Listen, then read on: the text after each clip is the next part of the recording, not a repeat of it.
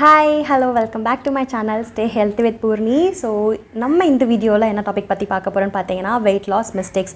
அதாவது நீங்கள் wait லாஸ்க்கு try பண்ணுறீங்க, ஆனால் உங்களால் அது ரொம்ப நாள் கண்டினியூ பண்ண முடியாமல் போகலாம்.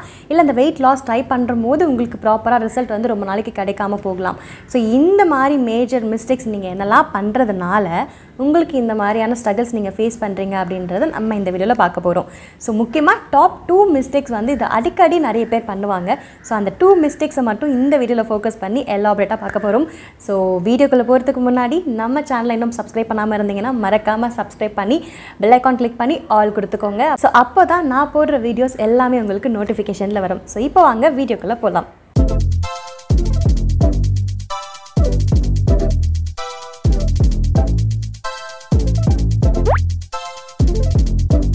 ஃபர்ஸ்ட் வந்து பார்த்திங்க அப்படின்னா, நம்ம ஈஸியாக வெயிட் லாஸ் பண்ணணும் அண்ட் சீக்கிரமாக லாஸ் பண்ணணும் அப்படின்னு சொல்லி நிறைய பேருக்கு அந்த ஆர்வம் இருக்கும். ஸோ டயட் ஸ்டார்ட் பண்ண பிளான் பண்ணுறாங்க அப்படின்னா கண்டிப்பாக நம்ம இந்த மாதத்துக்குள்ளே எப்படியாச்சும் ஒரு 10 kg இல்லை ஒரு 8 kgs அப்படி வந்து லாஸ் பண்ணணும்னு வந்து கோல் வச்சுப்பாங்க. ஸோ ஸ்டார்ட் பண்ண வேகத்துலேயே வந்து பார்த்திங்கன்னா லைக் வாரம் நல்ல ஒரு ரிசல்ட் இருக்கணும் அப்படின்னு சொல்லி எக்ஸ்பெக்ட் பண்ணுவாங்க.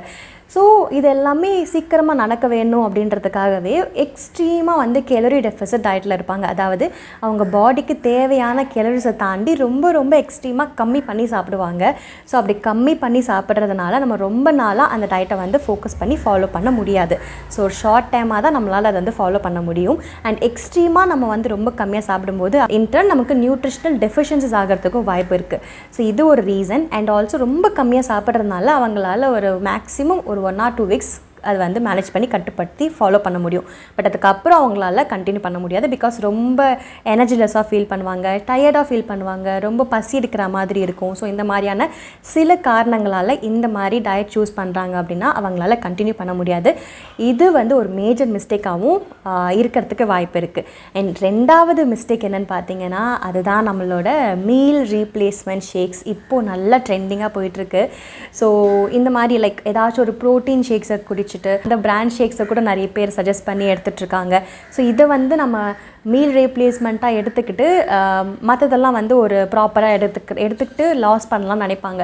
பட் அந்த ஒரு ப்ரோட்டீன் ஷேக் வந்து பார்த்திங்கன்னா நமக்கு வந்து குவாலிட்டியாக இருக்கா அந்த ப்ரோட்டீன் பவுடர் அப்படின்றத நம்ம செக் பண்ணணும்.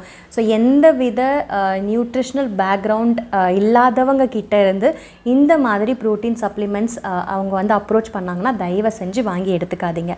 ஸோ இப்படி எடுத்துக்கும் போது அஃப்கோர்ஸ் நமக்கு சைட் எஃபெக்ட்ஸ் நிறைய வரதுக்கான வாய்ப்பு இருக்கும்.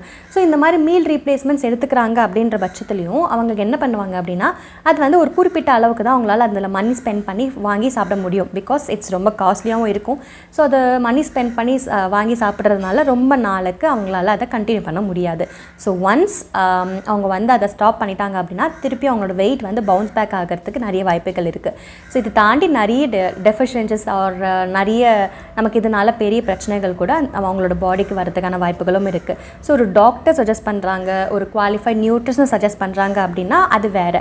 ஸோ அந்த குவாலிஃபிகேஷன் இல்லாதவங்க ஒரு ஷேக் சஜஸ்ட் பண்ணி இது எடுத்துக்கோங்க நல்லா வெயிட் லாஸ் ஆகும், இது எனக்கு வெயிட் லாஸ் ஆச்சு அப்படின்னு சொல்லி சஜஸ்ட் பண்ணுறாங்கன்னா அஃப்கோர்ஸ் நீங்கள் வந்து அதை எடுத்துக்கக்கூடாது.